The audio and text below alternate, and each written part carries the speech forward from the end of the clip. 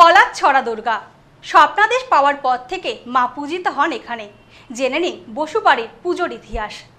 কলারছড়া দুর্গা প্রতিমা স্বপ্নাদেশ পাওয়ার পর থেকে একই রীতিনীতি মেনে দেবী দুর্গা পূজিত হচ্ছেন বসুবাড়িতে। জানেন কি বসুবাড়ির কলারছড়া পুজোর ইতিহাস? আসুন জেনে নেওয়া যাক বসুবাড়ির পুজোর ইতিহাস। একেবারে দোরগোড়ায় শারদ উৎসব। দিকে দিকে চলছে শারদ উৎসবের প্রস্তুতি। পটুয়াপাড়া থেকে পূজা মণ্ডপ, সব জায়গায় চলছে চরম ব্যস্ততা। বারোয়ারি পূজা মণ্ডপগুলির পাশাপাশি পুজোর ব্যস্ততা এখন তুঙ্গে বনিদি বাড়িতেও। থিমের পাশাপাশি কোনো অংশে কম যায় না বনিদি বাড়ির পুজোগুলিও। বনিদি বাড়ির পুজোগুলির মধ্যে অন্যতম হল বসিরহাটের ঐতিহ্যবাহী বসুবাড়ির দুর্গাপুজো। অনেকেই বসুবাড়ির এই দুর্গাপুজোকে ডাক্তার বাড়ির পুজো হিসেবেও জানেন, কারণ বাংলার নামী ডাক্তার জগবন্ধু বসু ছিলেন এই বাড়ির সন্তান।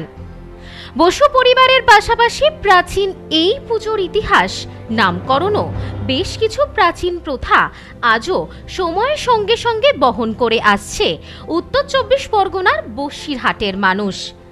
ইতিহাস বলছে এই পুজো শুরু হয় ১৪৬০ থেকে ১৪৭০ খ্রিস্টাব্দের মধ্যে।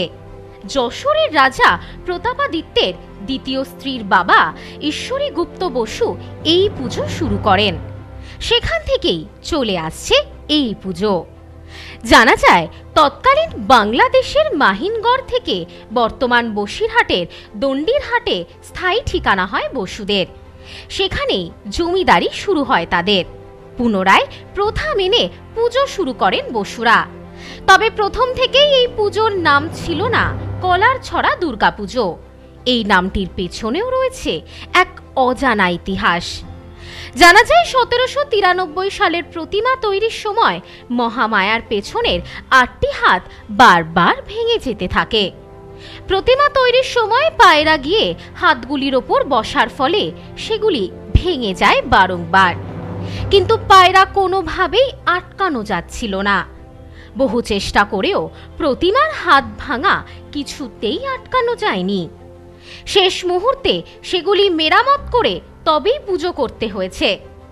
১৭৯৩ থেকে ১৭৯৭ পর্যন্ত এই ৫ বছর এই ঘটনা ঘটতে থাকে। ১৭৯৭ সালের পর তৎকালীন বসু পরিবারের প্রধান গোপাল লাল বসু স্বপ্নাদেশ পান প্রতিমার ১০টি হাতের মধ্যে পেছনের ৮টি হাত ছোট করে দিতে। সেই মতো সামনের ২টি হাত প্রমাণ মাপের হলেও পেছনের ৮টি হাত ছোট করে দেওয়া হয়। জমিদার যখন ঠাকুর তৈরি করিয়েছিল সেই পঞ্চমীর দিনকে কোথা থেকে একটা পায়রা এসে মায়ের হাতে বসে। হাতে বসলে ৮খানা হাত ভেঙে গিয়েছিল পঞ্চমীর দিন। তখন জমিদার ও তার স্ত্রী খুব দুশ্চিন্তায় পড়ে গিয়েছিল।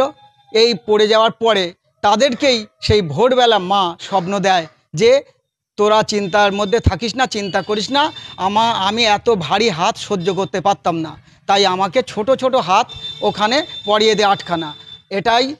সেখান থেকেই এই কলারছড়া নাম হয়েছে। ডাক্তার জগবন্ধু বসুর মা বিন্দুবাসিনী দেবীর স্বপ্নাদেশে প্রতিমার ৮টি হাত বাকি হাতের তুলনায় ছোট হয়ে যায়। এরপর প্রতিমার হাত ভাঙাও বন্ধ হয়ে যায়। সেই থেকে চিরাচরিত প্রতিমা নির্মাণের বৈশিষ্ট্য আজও চলে আসছে।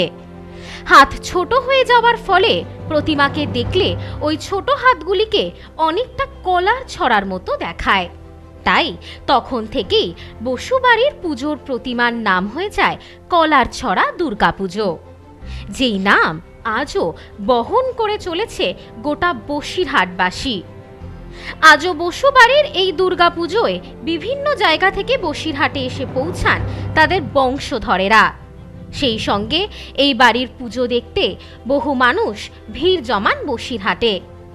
আমাদের আরও যারা ছিল তারা মারা গেছে, এখন আমরা হয়েছি হাল ধরেছি। আমাদের ১৬ জন ব্যয়রা আছে। এইবার এই ১৬ জন ব্যয়রা মার এখান থেকে ঘাড়ে করে তুলে নেয়, ছাইটি এক জায়গায় রাখায়, সেই জায়গাতে রেখে আর এক জায়গায় রাখায়। ওখানে মুসলিমরা এই কাঠাম থেকে ওরা একটুকু কাঠ কেটে নেয়, কেটে নিয়ে এইবার আমরা ওখান থেকে ঘাড়ে করে তুলে আর এক জায়গায় সিঁদুর দান করা হয়, সেখানে রাখি। সেখান থেকে রেখে সিঁদুর দান হয়ে গেল তাদের মাদের, তারপর আর এক জায়গায় রাখি, আর এক জায়গায় সেখানে মাদের সিঁদুর দান হয়ে গেলে সেখানে কোথাও যদি না রাখা হয় মা আমাদের বিঘ্ন ঘটায়, খুব কষ্ট দেয়। এইবার সেই মধ্যে ওখান থেকে আর এক জায়গায় গিয়ে রাখা হয়, রেখে সেখান থেকে তুলে আর এক জায়গায় বষ্টম হাটখোলা করে বলা হয়, সেখানে রাখা হয়। সেখানে অন্তত আধ ঘন্টা 1 ঘন্টা ধরে আমরা ওখানে রেস্ট নেই। এইবার ওখান থেকে মাকে ঘাটে তুলবো, তা একেবারে নদীর ঘাটে।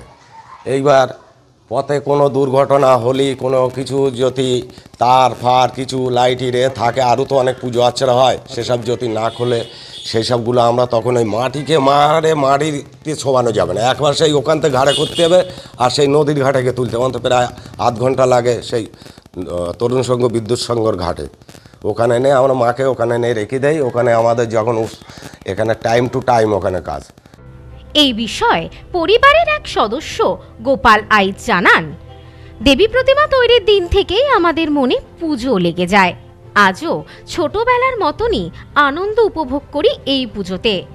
অতীত থেকে শুরু করে আজও এই বাড়ির ঠাকুর দালানেই তৈরি হয় দেবী দুর্গার মূর্তি। এছাড়াও বেলগাছ থেকে শুরু করে শিউলি গাছ, দেবী দুর্গার জন্য সব ব্যবস্থাই রয়েছে এই বাড়িতে।